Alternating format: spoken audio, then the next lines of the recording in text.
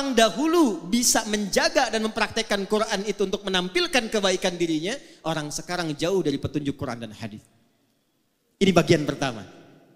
Awas, hati-hati ya, hati-hati, karena nanti ada orang yang saat akan masuk surga, ditimbang amalnya, kata Nabi, ternyata terhambat dia karena pernah melukai fisik baik dirinya ataupun orang lain.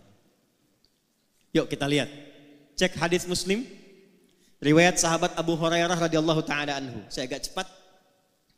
Jadi satu kali Nabi sedang kumpul begini, tiba-tiba beliau tanya pada sahabatnya, "Atadrunal muflis?" Tahukah kalian tentang orang yang bangkrut saat di hari kiamat nanti? Lalu sahabat rebutan menjawab. Kata mereka, "Ya Rasulullah, al-muflisu fina ma la dirham lahu wa la mata'." Orang bangkrut menurut kami yang sudah tidak punya uang spesial pun, tak ada aset sedikit pun. Secara teori dunia benar. Tapi perhatikan jawab Nabi. Al-muflisu min ummati. Orang bangkrut yang mengaku umatku itu. Tolong garis bawahi ya. Nabi tidak menyebutkan umatnya Nabi Isa, tidak menyebutkan umatnya Nabi Musa, tapi ada orang mengaku umatnya Nabi Muhammad sallallahu alaihi wasallam. Saya tanya yang hadirin di sini semua, kita umatnya Nabi bukan? Ulangi, kurang keras. Umatnya Nabi bukan? Perhatikan baik-baik, hati-hati. Ada di antara umat Nabi, ya'ti yaumal qiyamati, datang di hari kiamat bisolatin, solatnya rajin sekali. Jadi tercatat tulisan di kitabnya itu rajin solat. Jangankan fardunya, sunnahnya pun dia buru. Dia tahajud, dia sholat sunnah, ada catatannya. Wasyamin, rajin puasa. Jangankan Ramadan, Senin datang dia puasa, Kamis datang dia puasa.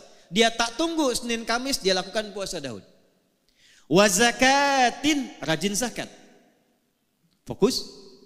Cuma sayang kata Nabi, wayati qad syatama hadza. Tapi saat yang bersamaan dia pernah mencaci orang lain. Wa qadzafa hadza, menuduh orang lain. Wa daraba hadza, menyakiti fisik orang lain.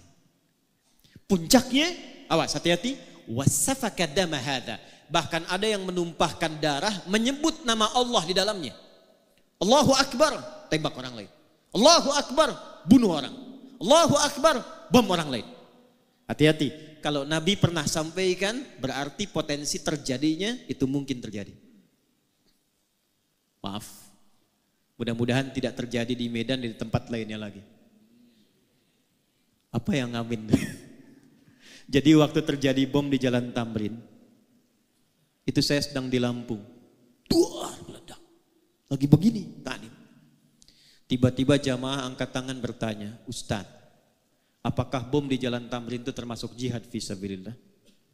Saya bilang, "Pak, sependek pengetahuan saya, jihad fisabilillah itu jihad di jalan Allah, bukan di Jalan Tamrin." Jihad fisabilillah itu jihad di jalan Allah, bukan di Jalan Tamrin. Maka kata Nabi, kalau ada yang seperti itu mesti hati-hati. Karena apa yang terjadi? Tu'khadhu hadza min hasanati. Kalau ada orang baik sholat, lantas dia setelah sholat mencela orang, maka diambil pahala itu dari sholatnya, diberikan kepada orang yang baru dicelanya itu. Kalau ada orang puasa, saat buka menggibahi orang, menggosipkan orang, itu diambil pahala puasanya, ditransfer kepada orang yang digibahi itu. Fa in faniyat hasanatuhu, kalau habis kebaikan ini masih ada sisa satu, pernah fitnah orang, maka karena nggak ada bekal lagi, bangkrutlah dia. Dosa-dosa orang yang difitnah itu diambil, diberikan kepadanya. Faturiha finnar, maka dicuci dulu di neraka, baru kemudian diangkut, diberikan ke dalam surga. Fisik. Awas, penting saya sampaikan karena sabda Nabi ini zaman sekarang kita mudah dapati. Betapa banyak orang cuma update status tapi isinya bisa melukai orang lain. Dan yang paling menarik, betapa banyak Nabi ngasih kemudahan untuk ibadah, tapi ketika dipraktekkan kok menjadi saling berselisih. Mudah-mudahan di sini tidak ya.